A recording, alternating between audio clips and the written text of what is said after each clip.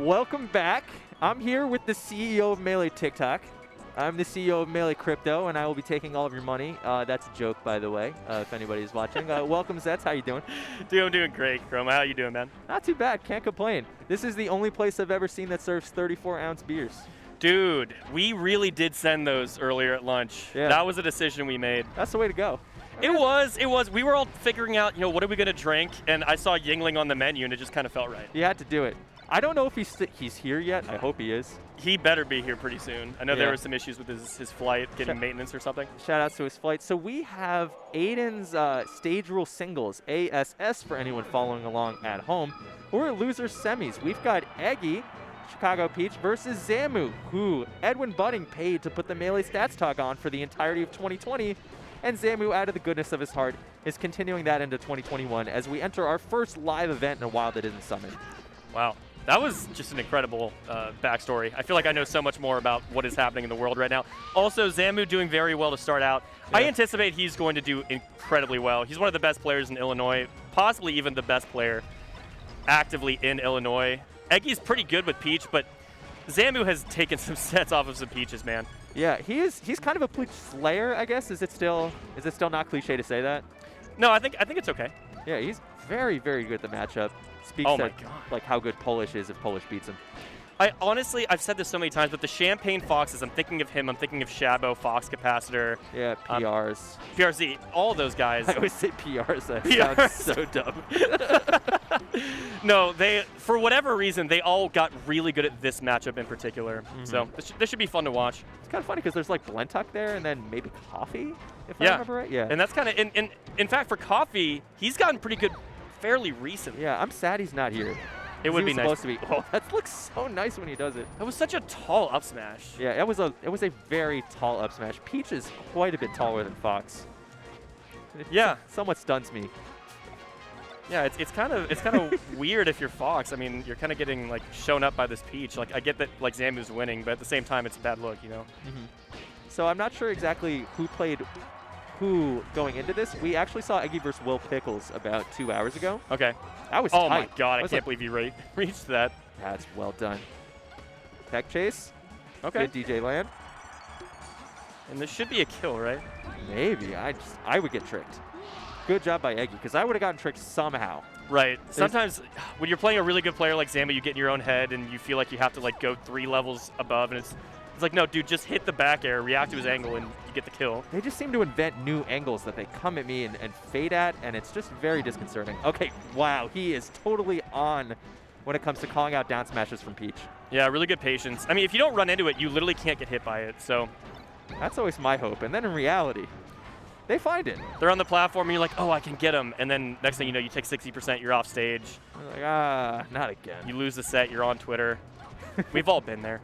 We've all been there. Or we're on TikTok now. Oh, yeah. That's a place where clips will go, right? Yeah, I think that is the new home of Melee clips. What a fair and a shine. I don't know how many resources he has besides his float. He almost got shine there again as he CC'd the first part of that. Yeah, he was probably only a few pixels away. Wow. This is very difficult looking. Yes. Sometimes Foxes make this matchup look so hard. Like you watch Leffen play Armada back in the day, and it's like, wow, like, yeah, no, she can't really do it that well. It's just wild. Just wild how locked in they seem to be. So if I understand the bracket right, the winner of this will be playing Free Palestine in Losers Finals, and then after that, SFAT in Winners. That's right, and should Zamu be able to move on, I think that'd be awesome. I'd like to see either of these guys do well, but Zamu actually played against Free Palestine not too long ago at a monthly in Ohio called The Grail. We had our first monthly back. They played in Winners Finals, and it was like a last hit situation in Game 5. So that was a really, really fun time. These guys are really, really evenly matched. Zamu still has to clean this up against Eggy in Game 2 and a Game 3, 4, and or 5, but we'll see how it goes. So it's time to say the obligatory thing. If Eggy wins this, they can't go back, and if they lose this, they can't go back. Right. Yeah, that's the whole point of ASS is you can never counterpick the same stage more than once. This is the only game we'll see on FD for the whole set. And that's kind of neat, actually. I like it. I always thought that Marth being able to take a Spacey to FD and the Spacey miraculously somehow wins, only to inevitably lose the next time they get pick to FD, unless you're Mango, of course, against Zane at Summit Unreal. in Grand Finals. Oh my God, the invisible shine. I know it's not that cool, but it's really cool. I still think it's cool. It'll always be cool to me. Up throw up air on that. It's tricky, right? Like if Peach doesn't know DI, it's actually a little bit funkier and can get out of there. So Peach is supposed to DI behind. If you DI full behind, then it actually just isn't a combo. You need to go for a shark. Like you can't do anything. But that was a DI in front, if I remember that going down, right? Mm-hmm. And this is pretty brutal. Now here's the crucial part. You're supposed to do something at some point, I think is the play. Fox mashing out after 3 pummels at that %. That is impressive, and that's where we live now. Yeah, Zamu, he's just a grinder. And, like, I feel the same way. Like, if somebody, to me, it's disrespectful if you're pummeling me more than you rightfully should be able to. Right. You damn well right. I'm going to be mashing as hard as I can to get out of that. Good stuff to Zamu for doing the same thing. Something I learned from the PM guys is, like, they will just listen to you mash, and they will not throw you and will continue to pummel you until they hear that you're actually trying to get out of it. Yeah, yeah. There's a little bit of metagame there, too. Yeah, it's funny how that kind of skipped the melee generation for a while, and now it's somewhat coming back.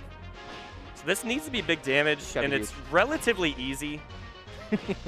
Like, ambiguous DI isn't even really a thing because Peach has like so much range on her grab. Like, it's really tough to make this hard for her. You know, is that I'm glad we're allowed to say that now.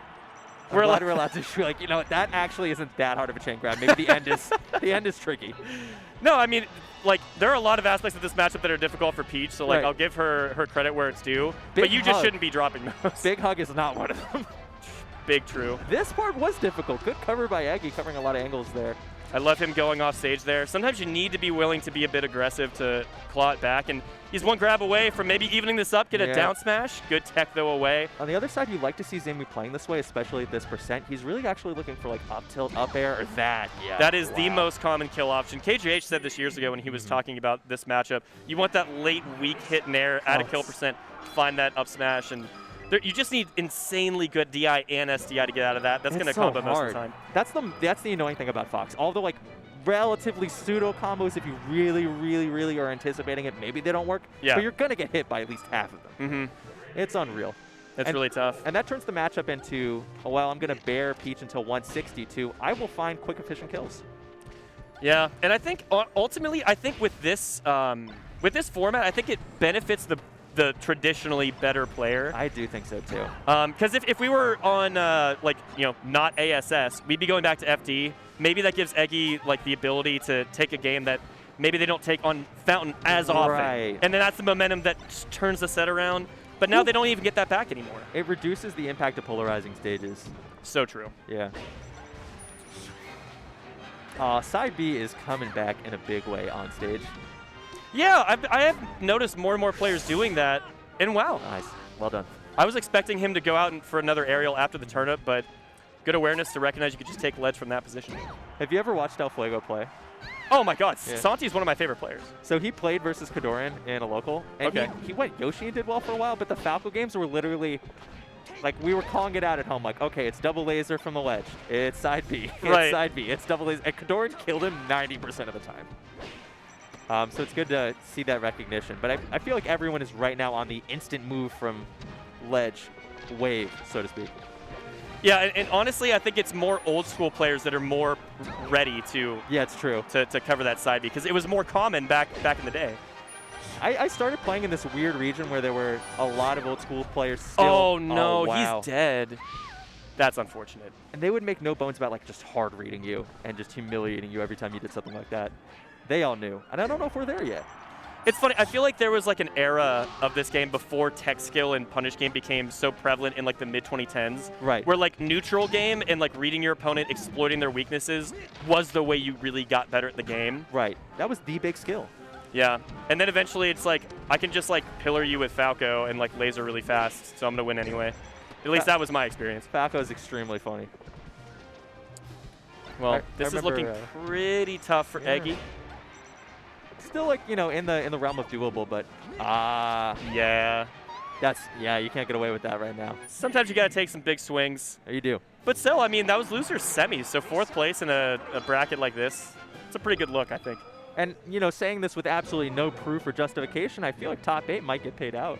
Yeah, I have no idea about that whatsoever. Yeah. But I'm going to double down and agree with you to form a little bit of camaraderie between us two for the rest of this commentary and I feel block. that's necessary. And if you're a top 8 player and you don't get paid out for this tournament, DM Aiden Calvin. He loves it. He enjoys it when everyone DMs him. Shout outs to The Yard, very popular podcast now. Yes, that's popping off. It's so good. Yeah, I listened to it on the way here. Yeah, it's great to just throw it in the background.